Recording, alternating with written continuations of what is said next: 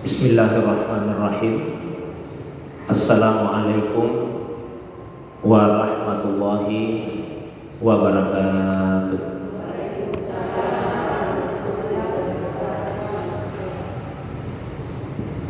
Alhamdulillahilladzi anzala sakinata fi qulubil mu'minin.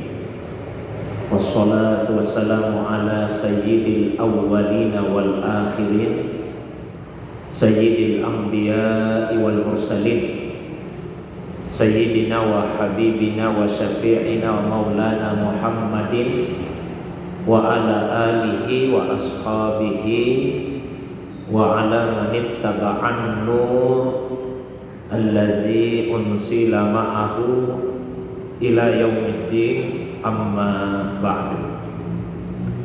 Jamaah sekalian yang semoga dirahmati, dimuliakan oleh Allah Subhanahu wa taala.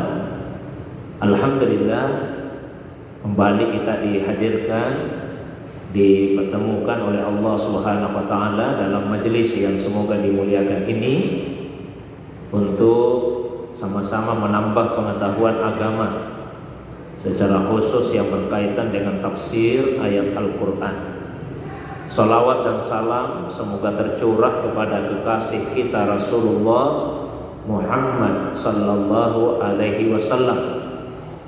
Begitu pula kepada keluarga, para sahabat dan pengikutnya yang senantiasa istiqamah menghidupkan sunnah Nabi sallallahu alaihi wasallam.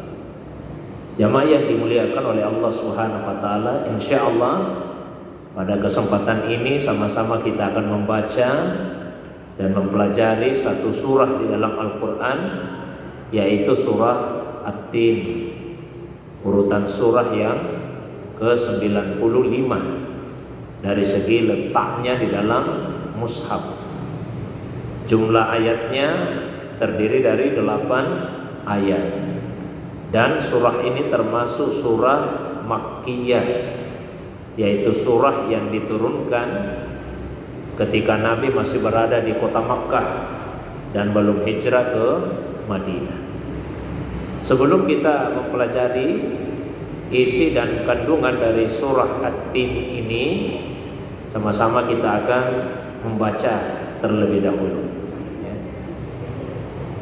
A'udzu billahi minasyaitonir rajim. Bismillahirrahmanirrahim. Wat-tini waz-zaituni wa turi sinin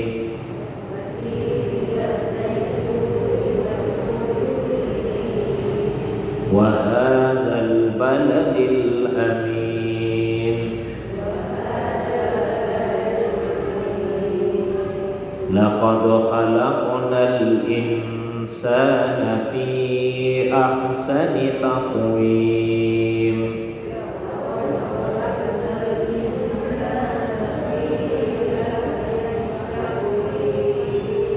Thumma radadnahu asfala safilin.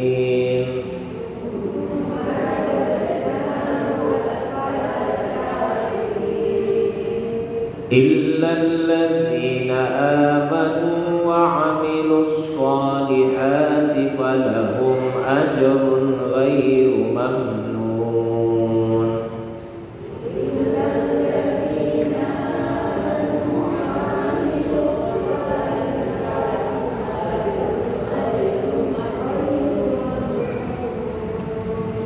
Fama yukadzibuka ba'du bid-din.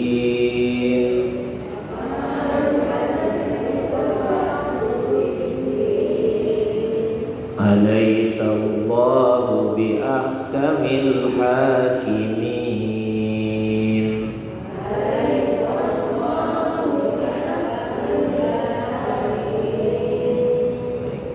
Bismillahirrahmanirrahim. Wat-tini waz-zaituni wa turi sinina wa hadzal baladil amin.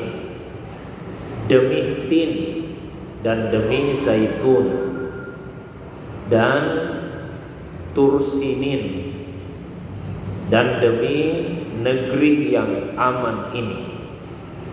Jadi 3 ayat pertama atau 3 ayat pertama dari surah At-Tin ini diawali dengan sumpah, dengan menyebutkan 4 hal.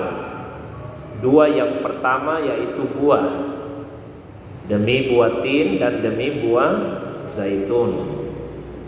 Kemudian yang ketiga Tursinin. Mayoritas ulama memahami Tursinin adalah nama bukit, ya, nama salah satu bukit. Kita lebih mengenalnya dengan nama Bukit Tursina, ya, yaitu bukit yang dipilih oleh Allah Subhanahu wa taala untuk Nabi Musa alaihissalam, ya, menerima wahyu dari Allah SWT. Ya, nama bukit yang dipilih oleh Allah SWT bagi Nabi Musa untuk menjumpainya. Kemudian yang keempat yaitu wahazal baladil amin, demi negeri yang aman ini. Ulama kita sepakat bahwa yang dimaksud dengan negeri yang aman yaitu kota Makkah. Beragam tafsiran ulama tentang apa yang dimaksud pada ketiga ayat ini. Kalau secara zahirnya yang dimaksud seperti yang saya sampaikan tadi, buah tin, buah zaitun, kemudian Bukit Tursina, lalu kemudian kota Makkah. Nah, ada ulama yang memahami bahwa penyebutan tin dan zaitun itu sebetulnya yang diinginkan bukan buahnya, tapi tempat tumbuhnya buah itu. Ya, jadi demi daerah tempat tumbuhnya buah tin dan tempat tumbuhnya buah zaitun. Sehingga ayat 1, ayat 2, ayat 3 itu semua merujuk kepada tempat. Jadi demi daerah yang merupakan tempat tumbuh buah tin dan buah zaitun. Di mana itu? Di Baitul Maqdis. Ya, di sanalah tumbuh banyak buah tin dan buah zaitun. Kemudian tempat kedua yaitu Tursina, dan tempat yang ketiga yaitu kota Makkah. Mengapa 3 daerah atau 3 tempat ini yang kemudian disebut? Nah, ini semua mewakili tempat yang istimewa bagi 3 nabi-nabi Allah Subhanahu wa taala. Kalau Baitul Maqdis, itu tempat Nabi Isa alaihi salam. Ya. Kemudian Tursina tadi tempat Nabi Musa alaihi salam bermunajat kepada Allah. Nah, kalau kota Makkah tempat kelahiran Nabi Muhammad sallallahu alaihi wasallam. Ya. Jadi penyebutan ketiga tempat tersebut sebetulnya untuk menunjukkan kemuliaan dari orang-orang yang berkaitan dengan tempat itu. Ya. Itu sebagai pengantar ke ayat yang berikutnya yang menyebutkan bahwa kami telah menciptakan manusia dalam bentuk yang sebaik-baiknya. Nah, jadi disebutkan dulu ini ada 3 manusia yang mulia. Ada Nabi Isa alaihissalam, ya, yang lahir di Baitul Maqdis. Ada Nabi Musa alaihissalam yang bermunajat kepada Allah di Bukit Tursina, dan ada Nabi Muhammad sallallahu alaihi wasallam yang lahir, ya, dan besar di kota Makkah. Lalu masuklah ayat yang keempat, bahwa manusia itu diciptakan dalam bentuk yang sebaik-baiknya. Itu satu penafsiran ulama kita. Ada lagi yang menafsirkan bahwa yang dimaksud dengan tin itu adalah sesuatu yang bersifat universal. Sesuatu yang bersifat universal, sesuatu yang bersifat umum. Seperti buah tin yang tidak ada bijinya. Tidak ada bijinya. Beda dengan zaitun yang ada bijinya. Jadi kalau tin itu adalah sesuatu yang bersifat universal. Kalau zaitun sesuatu yang bersifat parsial, yang diciptakan oleh Allah Subhanahu wa taala. Nah, kalau tursinin yang dimaksud adalah akal. Jadi akal manusia yang menjulang tinggi. Ini bahasa-bahasa simpel. Kemudian tempat yang aman itu adalah hati. Jadi tempat yang aman itu adalah hati. Buat tin, buat zaitun, tursinin, dan demi negeri yang aman. Demi ciptaan Allah yang bersifat universal, demi ciptaan Allah yang bersifat parsial, demi akal yang diciptakan oleh manusia yang dengan kecerdasannya bisa menjulang tinggi laksana gunung, dan demi hati manusia yang merupakan tempat berseminya perasaan aman. Ya, itu tafsiran sebagian ulama kita. Nah, ini namanya tafsir isari, tafsir berdasarkan isyarat-isyarat. Ya. Ada juga yang memahami bahwa ini adalah simbol dari alam yang diciptakan oleh Allah Subhanahu wa taala. Dan alam itu bertingkat-tingkat.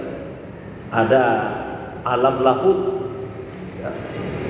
Kemudian di bawahnya alam jabarut, alam malakut. Jadi di bawahnya alam malakut ada alam jabarut, kemudian alam nasut, atau disebut juga dengan alamul mulki, alam al-mulk, di mana kita berada saat ini. Nah, manusia itu ruhnya secara khusus melewati alam-alam tersebut. Jadi pada awalnya ruh manusia itu ada di alam lahut, ya. Alam lahut, kalau diterjemahkan harfiah alam ketuhanan.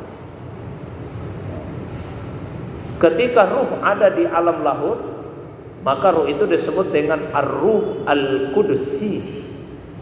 Ar-ruh al-qudsi. Ya.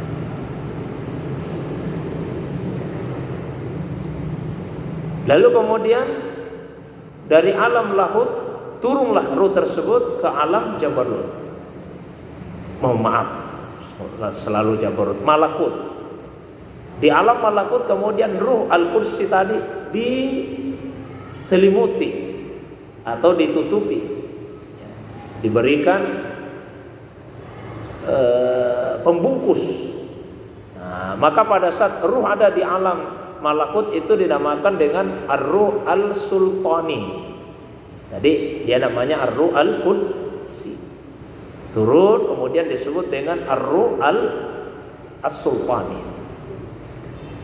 Turun lagi ke alam jabarut, dibungkus lagi, diberi penutup. Maka ruh itu kemudian dinamakan dengan ar-ruh ar-ruhani, ruh ruhani.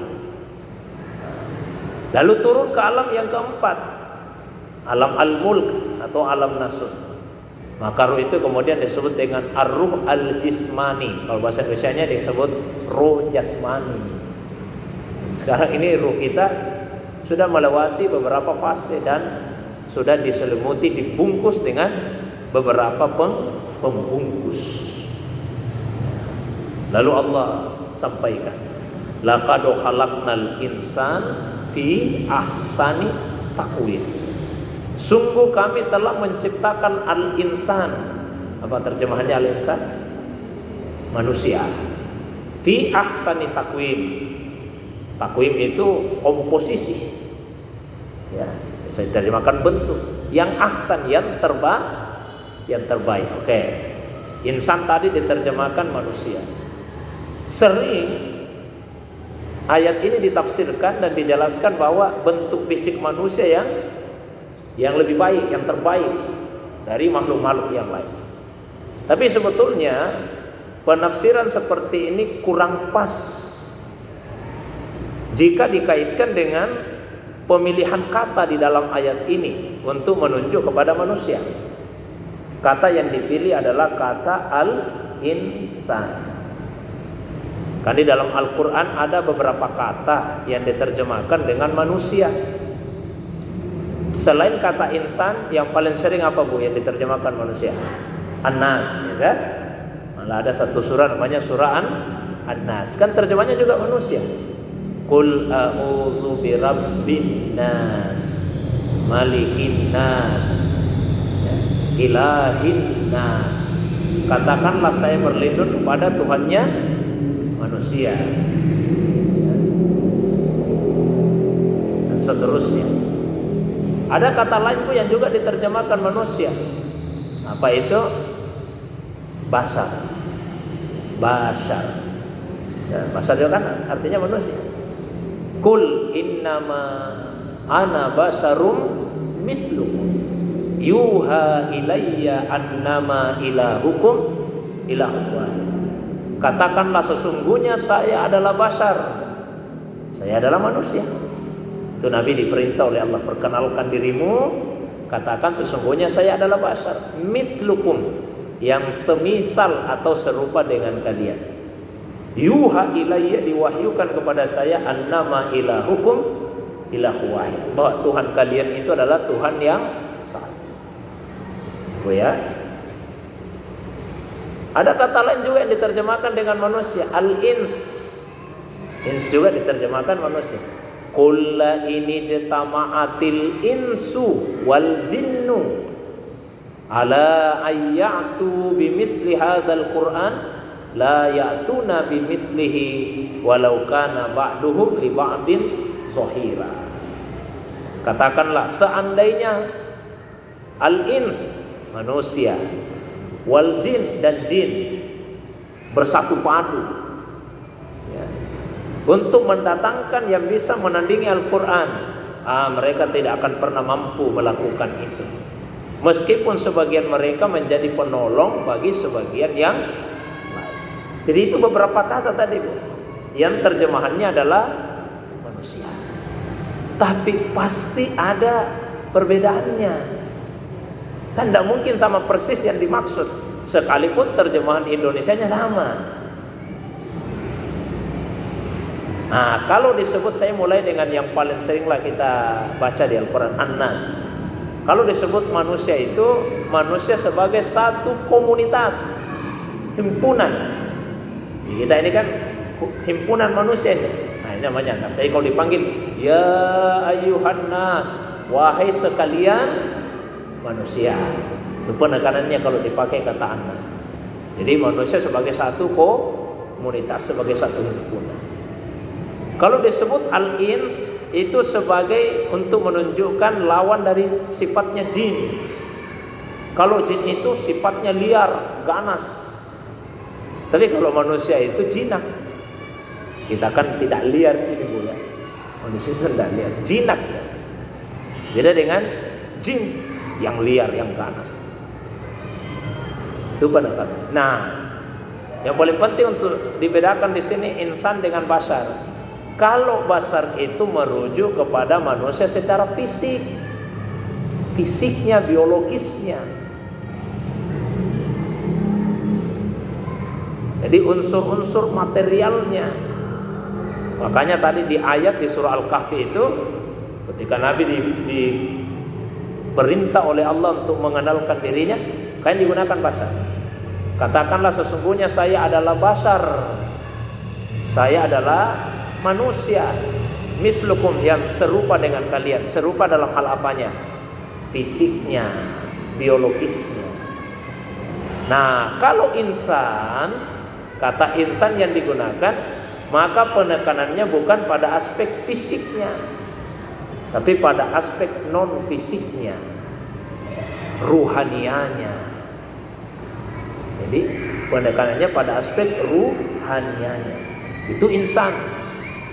Nah, kalau kita merujuk kepada penjelasan tadi, karena yang digunakan di ayat ini insan, berarti yang dimaksud di sini bukan yang terbaik secara fisiknya, tapi secara ruhanianya.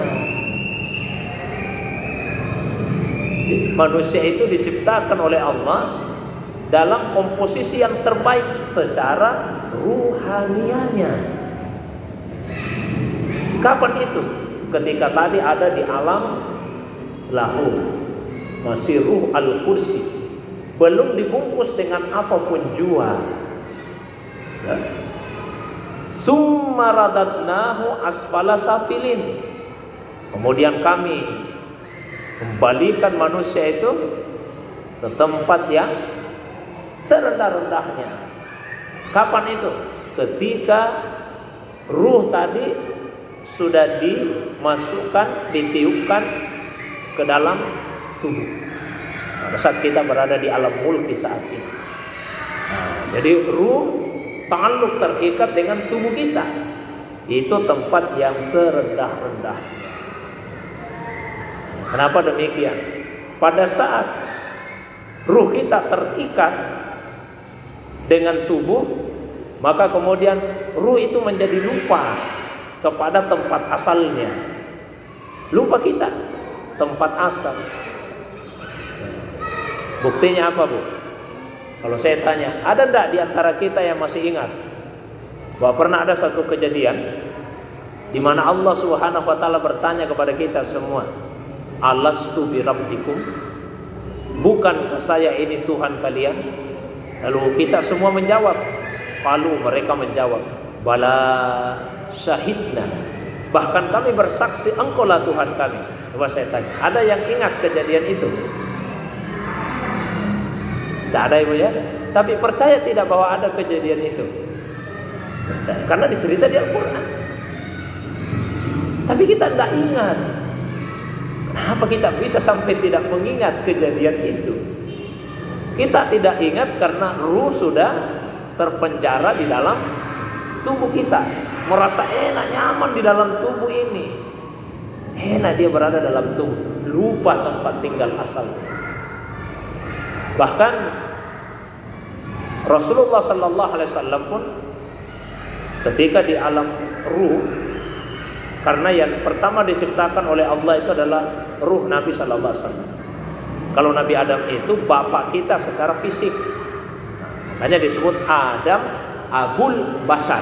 Adam itu bapaknya Bashar. Bapak manusia secara basariah, secara fisik tadi. Tapi kalau secara ruh, bapaknya manusia itu Nabi Muhammad sallallahu alaihi wasallam. Karena itu Nabi disebut dengan Abul Arwah. Abul Arwah, bapaknya ruh. Tapi kalau Nabi Adam itu Abul Bashar, bapaknya manusia secara fisik. Jadi Nabi pun di alam arwah itu. Beliau sudah menjadi Nabi sejak di alam arwah. Dalam arti sudah menerima wahyu dari Allah Subhanahu wa taala. Di Al-Quran itu disebutkan, wa innaka latulaqqal Qur'an min ladun hakimin alim. Dan sungguh Al-Quran itu diberikan kepadamu ya Muhammad dari sisi Tuhanmu yang bijaksana dan berilmu. Kapan itu? Di alam arwah. Ketika Nabi masih di alam arwah.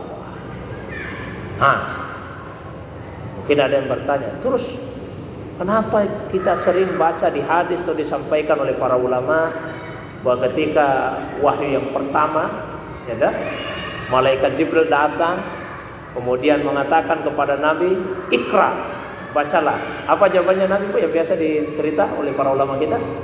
Nabi diperintah oleh Jibril, "Bacalah." Nabi menjawab, "Saya tidak bisa membacakan." Itu yang disebut, Bu, ya, ma'ana biqari. Saya tidak bisa bicara, saya tidak bisa membaca. Kalau betul Nabi sudah terima itu, kenapa beliau mengatakan saya tidak bisa baca? Beliau juga lupa kejadian itu ketika ruh Muhammad tadi ada di dalam tubuhnya.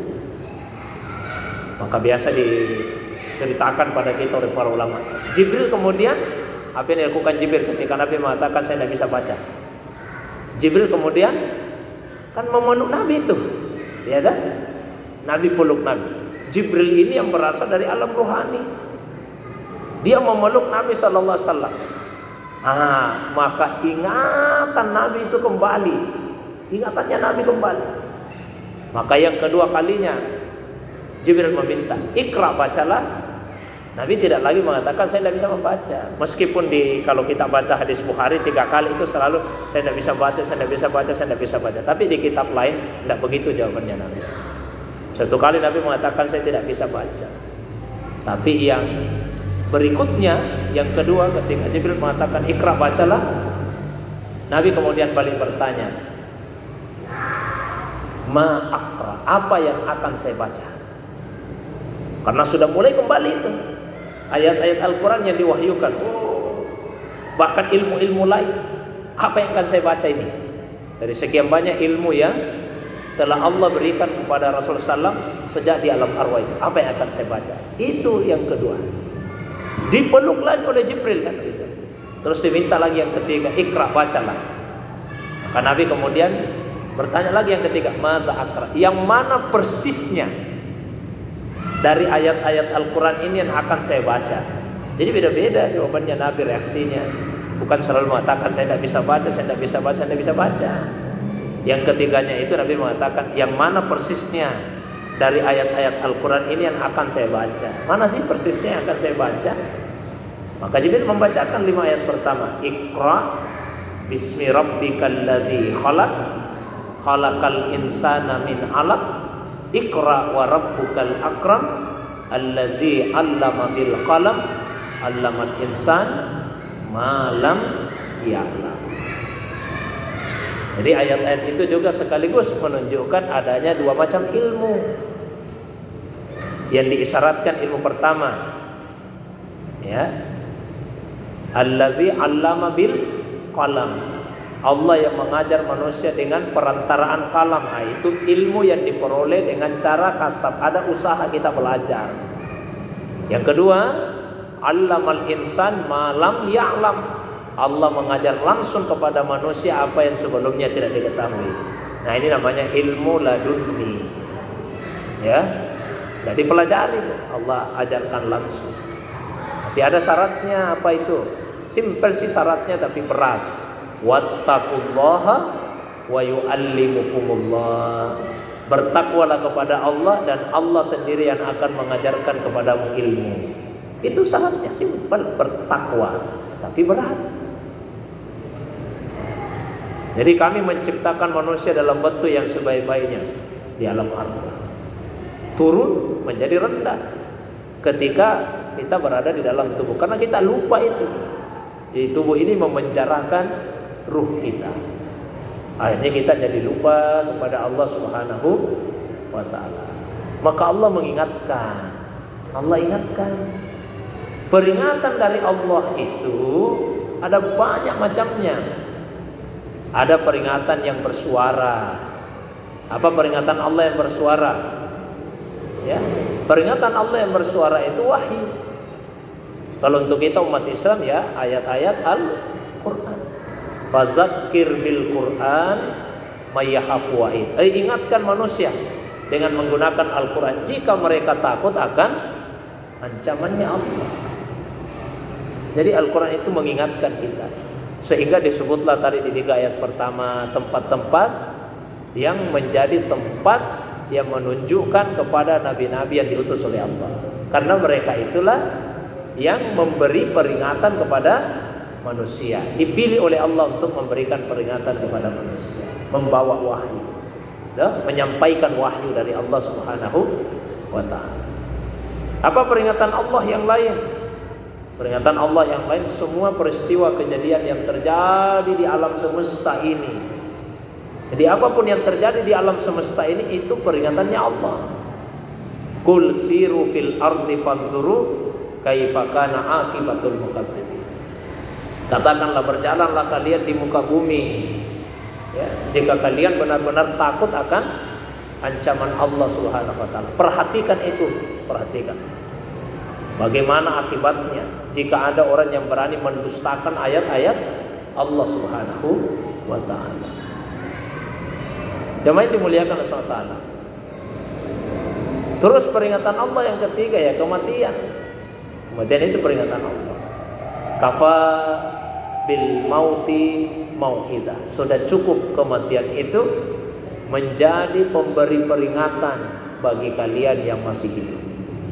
Cukuplah kematian itu menjadi pemberi peringatan bagi kalian yang masih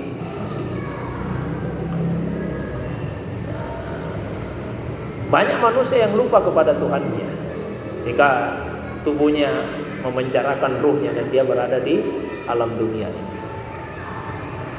Apakah semua manusia begitu? Ada yang dikecualikan. Siapa itu? Illal ladzina amanu wa amilus sholihat. Kecuali orang-orang yang beriman dan beramal saleh. Beriman di dalam hati, beramal saleh yang zahir, yang nampak. Jadi keselamatan itu mesti dua-duanya baik. Di dalam baik, di luar juga baik. Ya, secara hakikat iman, dan secara syariat dalam bentuk amal-amal yang zahir, amal-amal yang nampak, amal-amal yang terlihat. Jadi perbaiki zahir batin kita. Ya, perbaiki zahir dan batin.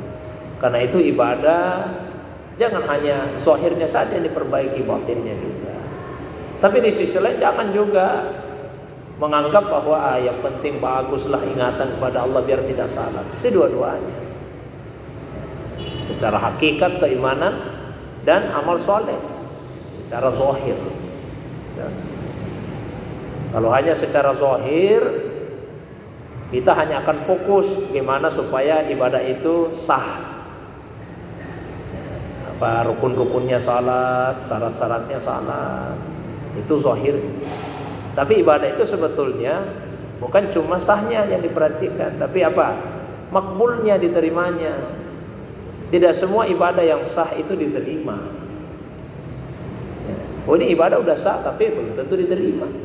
Karena sah itu kalau memenuhi syarat, memenuhi rukun.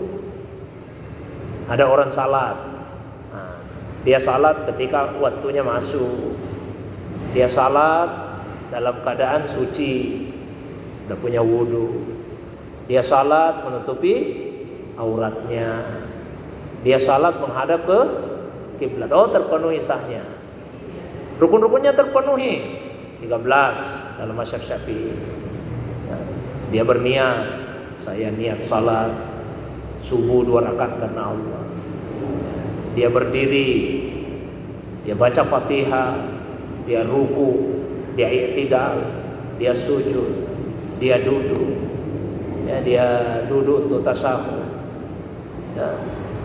Dia baca salawat kepada Nabi.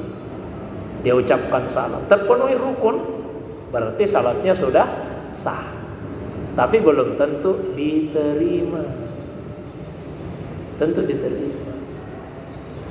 Kalau orang pergi haji pakai uang haram, sebagian ulama mengatakan sah, dalam arti gugur darinya kewajiban haji. Jadi kalau saya tanya ibu, diterima tidak hajinya? Hai, pasti tidak diterima. Innallaha thayyib la yaqbalu illa thayyiban. Sesungguhnya Allah itu baik, bersih, suci. Allah tidak menerima kecuali yang baik, yang bersih dan suci. Ini hati dibersihkan. Itulah wahazal baladil amin. Hati, tempat yang merasakan perasaan aman. Orang yang beriman perbaiki keimanannya dan beramal soleh. Jangan juga tinggalkan amal soleh. Ustaz, saya itu tidak sholat lagi. Kenapa? Saya sudah mencapai tingkat ma'rifat yang tertinggi. Pasti pengakuan dusta ini. Pasti pengakuan dusta. Tidak ada yang lebih mengenal Allah dibandingkan Rasulullah SAW. Beliau tidak pernah tinggalkan sholat. Ana a'rafukum billah wa ahsakum billah. Saya yang paling mengenal Allah dan saya yang paling takut kepada Allah Subhanahu wa taala. Ada yang pernah tanya di pengajian, tidak ada caranya itu Ustaz. Tidak usah sholat, yang penting kita zikir, baik ingatan kepada Allah. Saya bilang bisa. Ya ada syaratnya, apa itu? Kalau lapar tidak usah makan, ingat saja makanan. Ya kan? Wih, saya lapar sekali. Saya bayangkan, ada nasi, ada ayam, ada kambing, daging, sayur mayur, ikan, lengkap di situ. Sudah kenyang. Kan tidak bisa gitu. Tidak cukup dengan ingatan, harus ada aksinya. Masukkan itu makanan. Nah, bagi yang beriman dan beramal saleh, falahum ajrun ghairu mamnun. dia akan mendapatkan ajar, balasan, pahala yang tidak akan pernah terputus, pahala yang berkelanjutan dari Allah Subhanahu wa ta'ala. Kalau sudah sedemikian jelas seperti itu, fama yukadzibuka ba'du biddin, apalagi yang membuat kalian sampai mendustakan ad-din. Apa Bu terjemahnya? Din, agama. Masa agama di situ terjemahnya? Hari pembalasan. Ya kan? Ad-din itu makna awalnya hubungan di antara dua pihak yang salah satunya lebih tinggi dari yang lain. Itu din sebetulnya. Jadi pasti dua pihak itu dan salah satunya lebih tinggi dari yang lain.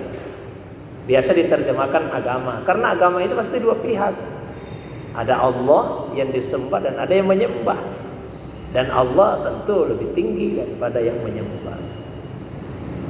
Biasa juga diterjemahkan pembalasan, karena pasti dua pihak, ada yang membalas, ada yang dibalas, dan yang satu lebih tinggi.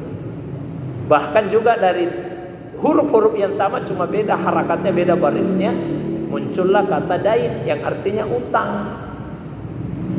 Dain itu utang ya, dain. Kenapa? Karena utang itu pasti dua pihak, dan yang satu lebih tinggi dari yang lain. Itu makna din pada Allah. Nah, di Al-Quran kadang yang dimaksud agama, kadang yang dimaksud hari pembalasan. Biasanya kalau didahului dengan kata-kata dusta, mendustakan, itu yang dimaksud hari pembalasan.